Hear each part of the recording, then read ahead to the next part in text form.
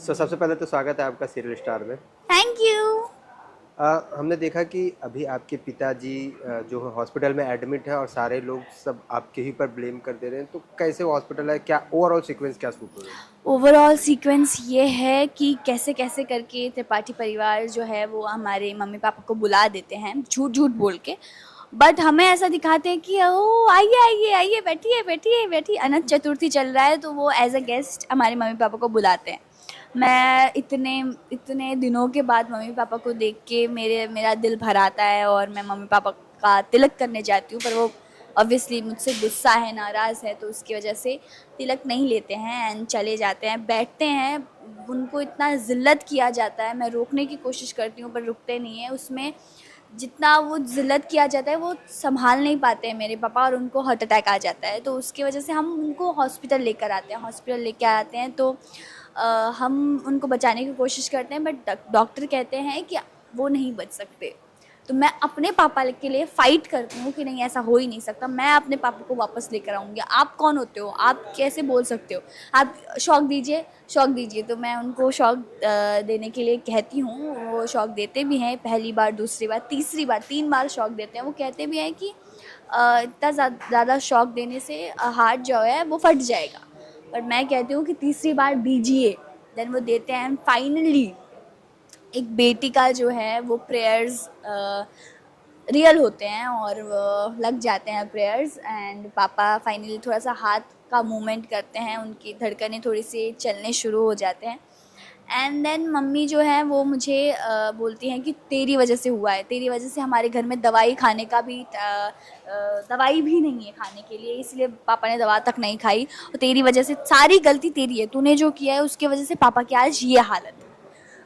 किसी एक बेटी को ये बोल दिया जाए तो वो कितना दर्दनाक मोमेंट होगा किसी एक बेटी के लिए। तो मेरे लिए भी वो बहुत, मतलब मैं संभाल ही नहीं पाई खुद को एंड मैं वहाँ से निकल गई और रो रही हूँ, रो रही हूँ, रो रही हूँ। अब इसके बाद क्या टर्न आएगा, क्योंकि मैंने कह दिया है कि मैं अब त्रिपाठी परिवार में नहीं जाऊँगी, और यहाँ से भी मुझे मम्मी पापा मेरी तरफ देख भी नहीं रहे। अब मेरा क्या होगा वो तो देखना ही पड़ेगा।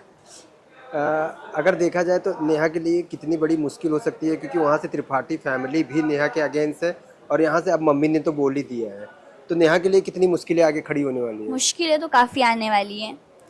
मैंने पहले भी कहा, अभी भी कह रही हूँ कि हमारी लाइफ में जैसे हर मोड में मुश्किल होती हैं, ऐसा नहीं कि हमारी लाइफ भी इजी है। हम कहीं भी जाए तो हम बस साफ रास्ता ही मिले हमें, उसमें कंकड़ भी बहुत सारे मिलते ही हैं। तो वैसा ही है नेहा की लाइफ भी। अब देखते हैं कौन सा कंकड़ उसे चुभेगा, कौन सा नहीं चुभेगा, वो तो देखना ही पड़ेगा।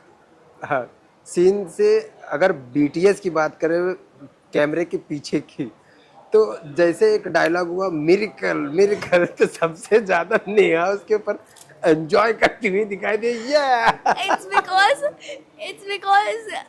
यू नो ये टीवी सीरियल्स में थोड़ा सा नॉर्मल है, बट रियल लाइफ में नॉर्मल नहीं है। बिकॉज कौन इंसान आता है, ऑब्वियसली वो बेटी का प्यार है जो वो करा रही है, लेकिन कौन ऐसा रियल लाइफ में होगा जो आएगा और कहेगा कि आप शौक दीजिए इन्हें।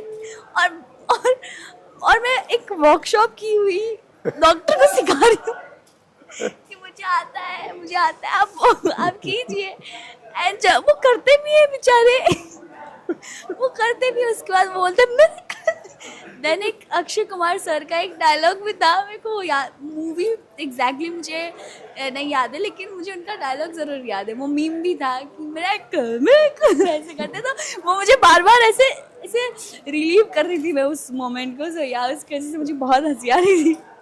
कहीं ना कहीं आपके गुस्से को देखकर कहीं ऐसा तो नहीं डॉक्टर भी डर गया था, शॉक नहीं दूंगा तो कहीं ऐसा तो नहीं मुझे ही शौक